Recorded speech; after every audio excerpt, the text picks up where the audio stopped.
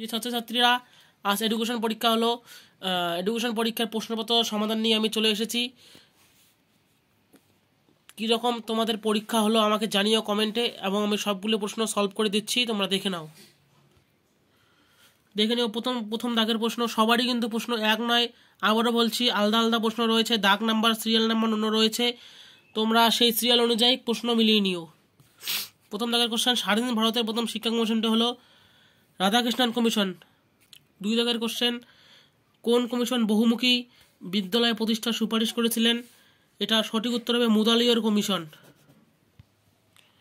ত্রিভাষা সূত্রের কথা প্রথম কোন কমিশন উল্লেখ করেছিল? 3 দাগের প্রশ্ন, সঠিক উত্তর কোঠারি কমিশন। শিক্ষা কমিশন যে এতর প্রস্তাবিত শিক্ষা কাঠামোটি কত? 10+2+3।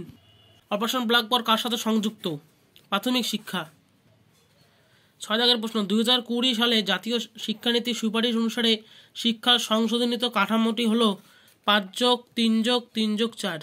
ডিআইইটি প্রতিষ্ঠার সুপারিশ করা হয়েছিল 1986 সালে জাতীয় শিক্ষানীতিতে। সমাজের মধ্যে ভিন্ন ভিন্ন অর্থনৈতিক স্তরের ব্যক্তিদের মধ্যে সমবন্টনের নীতিকে বলা হয় অনুভূমিক সমাবস্থা। 9 দাগের প্রশ্ন, নিচের স্তম্ভ দুটি মিলিয়ে সঠিক বিকল্পটি বেছে নাও। স্তম্ভ 1, স্তম্ভ 2। 21-এর A নং ধারায় কি বলা হয়েছে? এটা হবে সি নাম্বার, শিক্ষার অধিকার আইন।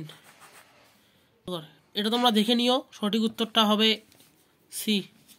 1C, 2D, 3A, 4B। EWS শ্রেণীর অন্তর্ভুক্ত হওয়ার জন্য একটি শর্ত হলো পরিবারের বার্ষিক আয়। বার্ষিক আয় হলো 8 লক্ষ। মাতৃভাষায় মাতৃদুগ্ধ, কথা বলেছেন রবীন্দ্রনাথ ঠাকুর। নৈতিলিম শিক্ষার প্রবর্তক করেন মহাত্মা গান্ধী। 13 দাগের প্রশ্ন, নিম্নলিখিত কোনটি রবীন্দ্রনাথ ঠাকুরের রচিত নয় বলছে? ভারত পথিক।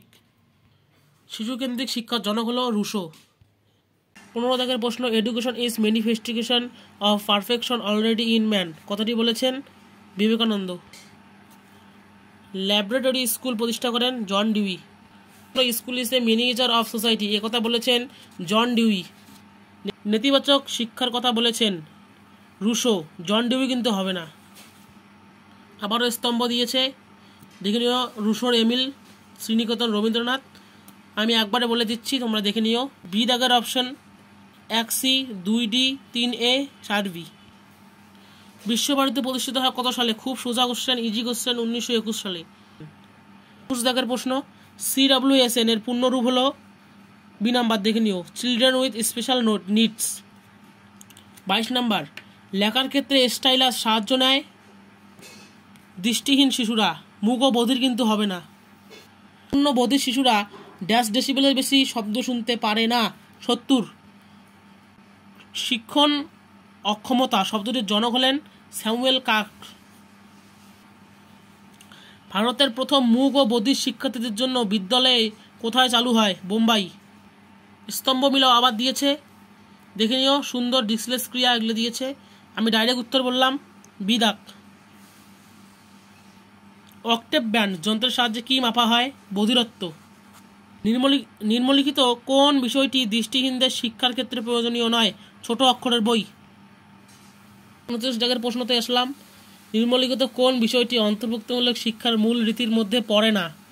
সি নাম্বার, শিক্ষার্থীদের দক্ষতার উপর ভিত্তি করে তাদের পৃথক করা উচিত। নিচের কোনটি অটিজমের বৈশিষ্ট্য নয়? সি নাম্বার, সঞ্চালন দক্ষতার প্রতিবন্ধকতা। 31 দাগের প্রশ্নতে আসলাম, ইউইই এর পূর্ণরূপ কি? তোমরা দেখে নিও, বি দাগের প্রশ্ন উত্তর। ডেলস কমিশন গঠন করেছিল ইউনেস্কো। 33 দাগের প্রশ্ন, নিচের কোনটি ডেলস রিপোর্টের 4টি স্তম্ভের অন্তর্ভুক্ত নয়? সুস্বাস্থ্যের জন্য শিখুন। 34 দাগের প্রশ্ন, কোন আন্তর্জাতিক সম্মেলনে এডুকেশন ফর অল কর্মসূচি গৃহীত হয়েছিল? জমতিয়ান, থাইল্যান্ড। ডেলস কমিশনের প্রতিবেদনটির নাম হলো শিখন অন্তর্নিহিত সম্পদ। RTE অ্যাক্ট কার্যকরী হয় 2010 সালে। ইতিবাচক মনোবিজ্ঞানের জনক ছিলেন মার্টিন সেলিগম্যান। সেলিগম্যানের পার্মা মডেলের এর কথাটির অর্থ হলো অ্যাকমপ্লিশমেন্ট। নিচের কোনটি ইতিবাচক ব্যক্তি বৈশিষ্ট্য? আশা। 40 দাগের কোশ্চেনে চলে আসলাম, তোমরা দেখে নাও লাস্ট কোশ্চেন। নিচের কোন বিষয়টি ওয়েলবিং এর উপাদান নয়? ক্রমাগত ভয় ও উদ্বেগ। তোমাদের এডুকেশনের 40টা প্রশ্ন আমি সলভ করে দিলাম। তোমরা কে কত পেলে আমাকে কমেন্টে জানিও এবং আমার চ্যানেলটি সাবস্ক্রাইব করতে একেবারেই ভুলো না। বেল আইকনটা অন করে রাখো সবার আগে ভিডিওটি পাওয়ার জন্য। ধন্যবাদ।